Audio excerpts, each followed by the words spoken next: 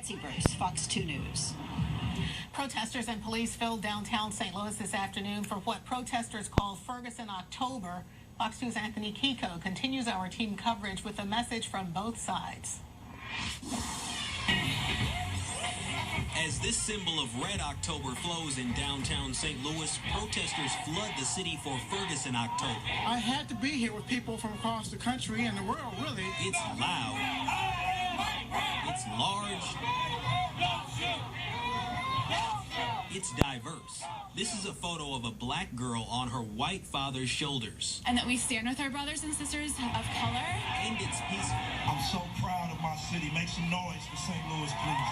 Within the protest, people are peddling several messages, including a belief that Ferguson police officer Darren Wilson used excessive force when he shot Michael Brown to death. We have got to stop that, not just for black folks, but for everybody's goodwill. A grand jury is considering charges in the shooting that left the unarmed black teenager dead back in August. I see the people, all of the people, one people with all the same voice. Past protests have turned violent, so St. Louis police officers are working 12-hour shifts for Ferguson October.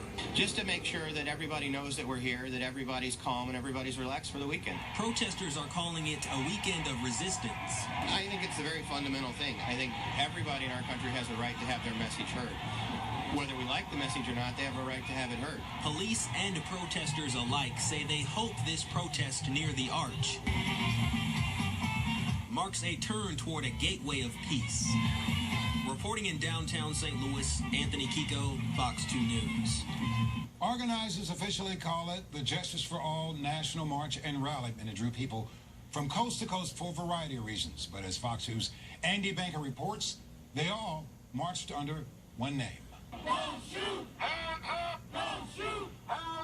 Don't shoot! It was louder and larger than any of the protests since the death of Mike Brown. A traffic jam of feet, not tires, covering all lanes of Market Street for most of a city block. Up at the head of the march, people are chanting, "This is what democracy looks like," and that couldn't be more true. The makeup of the protesters, a diverse group.